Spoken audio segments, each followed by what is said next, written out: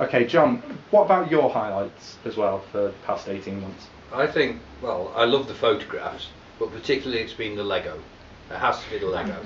And the height of that was me being characterised in Lego. My wife particularly loves it. So. Excellent. Any chance of a part in the next Lego movie, perhaps? Maybe. You never know. Everything's awesome. Kate, you just mentioned before, you had one other thing. I was a little flippant and fickle, and I needn't be. What's very, very important about the account is the people that I've met. It's created a sort of, the only way I could describe it is I've found a lot of my people that are like me, questioning, interested in local issues, and that has been hands down the best thing that's happened to me. Because when I've actually met them in real life, they're exactly like I thought they would be. You know, I've never really had any surprise from a Twitter profile, because you can say so much in that Twitter feed, and you can get the sort of people, and so it's brought some really interesting people together, and that definitely has been the best thing for me. The people that I've met through it, definitely. Very strange with 140 characters, just what you can do and what this account has done for some people. Anybody else from the audience who has had a big part of the past 18 months through this account? I think the only thing that I would say is I would completely mirror what Kate said, and like everybody here this evening I never would have met if it hadn't have been for this account. Yeah. And I know it kind of maybe sounds a little cheesy, but it is really cool, and you know, meeting different people who do such amazing things in this particular city that we're all a part of, and it's kind of like a bit of a community, and it's like, you know, like it's just really cool. I can't really articulate that. We love Chester. It's really cool. We do. Yes. We do. We love where we live. Yeah. Fantastic. 1 second, we'll do an edit. Can we still carry on here? All good. Hopefully you've still got plenty of time left to record there. So moving on to question 3. This has been the big discussion over the past few weeks in regards to the account holder, who at times has felt pressured, so to speak, shall we say. By his mum and dad. Possibly by his mother and father, whether or not to change the name of the account. Now, very, very controversial decision. And I think this is going to be the heart of our matter tonight. We'll start with Tiffany. What do you feel about the potential name change of the account? Agree or disagree? Disagree. For your reason being? If it was initially at the very beginning, I possibly would have said, yeah, alright, change it. But when you've got creeping towards 11,000 followers, it's almost like you're having a change of your mission, your name, your reputation, who you are, what you embody. That account name is stuck there, it's been there, people know it for that reason, and I would stand by and defend the name staying. To the death. To the death. Let's just go over some quick brief facts here. The account has been running since March of 2013. Currently it has over 10,500 followers, and it has tweeted and retweeted over 50,000 tweets, which in 18 months is quite considerable. You wouldn't change the name of a baby perhaps after 18 months. Dan, what are your feelings on the matter? I think we have to look at the definition of shit in the Oxford Dictionary, to be honest. The first definition is to defecate. So therefore you can argue that in these terms it can be taken at telling you is defecating information about Chester via his account. The second is excrement from the bowels, which I thought sounded a bit sort of like a cool subculture. Maybe the shit that's coming from, you know, a certain aspect or element of Chester life. I quite like that. I thought 3 and 4 were interesting. Rubbish, trash, something regarded, and trivial, insincere and untruthful nonsense. I think both of which you can actually apply to the name of the account, so therefore no. Keep the name exactly as it is. I think the big key talking point here is that fourth definition. Yes. I think in terms of how Definitely. social media possibly is in this day and age, how you actually define it, how you see it. Is it a generational thing? Is this what we're looking at really and truly? Is this how you can take the word shit and use it for your own means?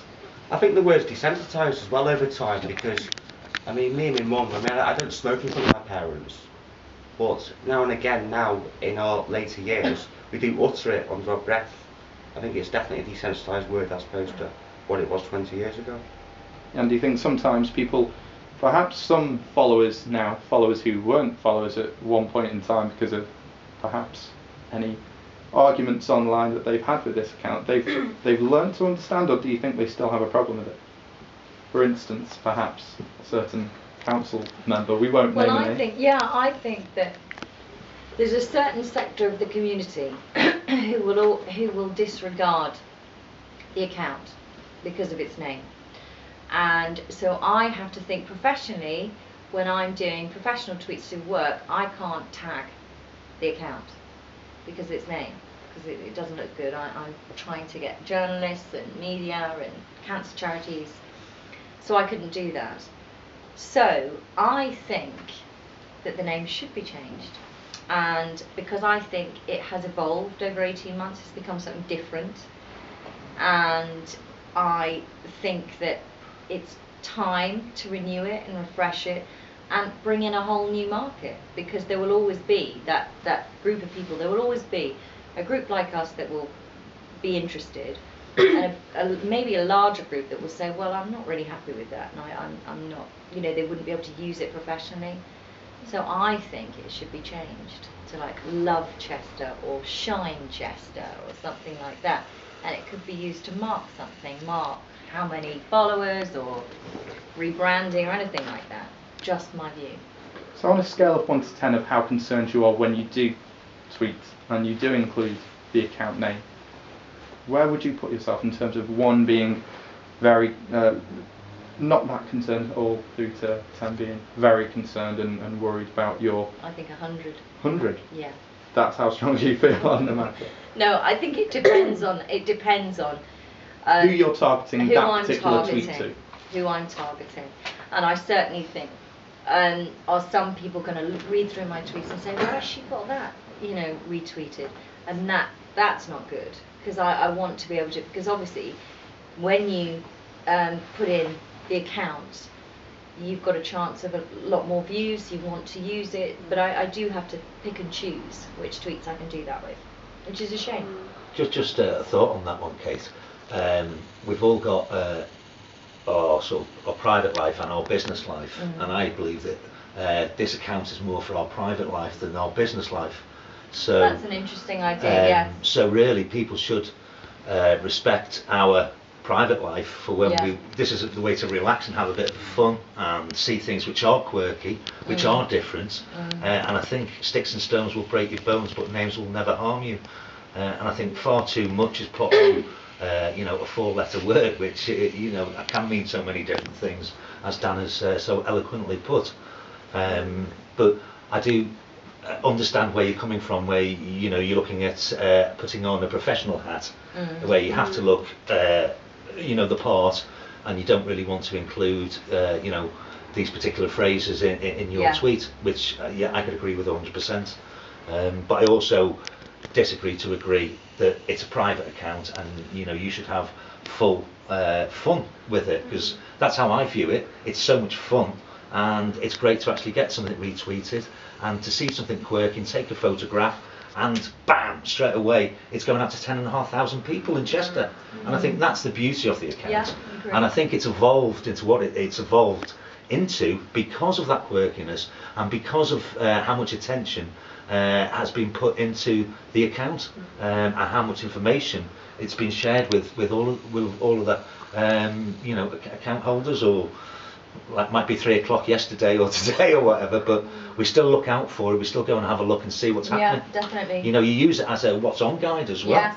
This is another thing with the account. It's got so many benefits. I think the name is immaterial, and I do find it funnier having a bit of a smirkier name because it makes you feel a bit naughty yourself, which is all good. You know. You've still got a situation where now you'll openly have Cheshire West councillors engaging with the account, the Yes, MP speaking with the account, and they're actually retweeting it now. and they're in Yeah. a situation where they are public faces, Yes.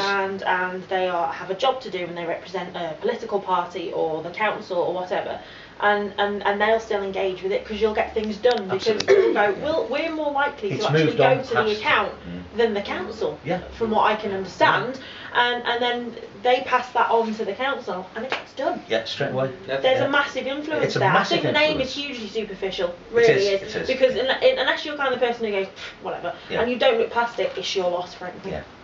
I do think it's interesting what Kate's just said, because I've never really thought of it like that. I've always kind of thought, what's in a name? Does it matter? Does it really matter? But actually, like literally just sitting here now, I thought, I get that. I really do I get it. understand that about the professional side of it, because the one thing that I think Chichester has been, the account, has been amazing for is helping businesses, and there is a big professional side to it.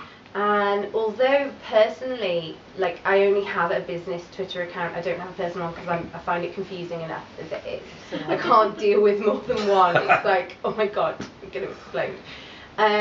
But actually, I understand, dependent on what type of business you're in, it will have an impact. And I think if you're kind of like clientele are not aware of the account and the understanding of the account, they could take offence, and it could actually detriment your business. However, the account itself is very positive and very beneficial to business, and I hadn't really thought of the name being such a factor, but when you said that, Kate, I've actually thought, I get that, and that actually could be a thing. And before I was like, no, don't change it, no, I hate change, change. But I do get that, and think that's kind of turned my opinion a little bit on whether the account should change. I don't know if I'm going to be on the fence. I'm going to sit on the fence. That's terrible. But I get that side of it, which I didn't before. Quickly back to Daniel. Yeah, sorry. What do we want here? Are we looking to get all Coldplay up to the max? Are we trying to be Coldplay? Is that the account? Are we trying to go mainstream? You know, I mean, I don't get it. I mean, the issue with the name, to be honest, I just don't get it. It's a name.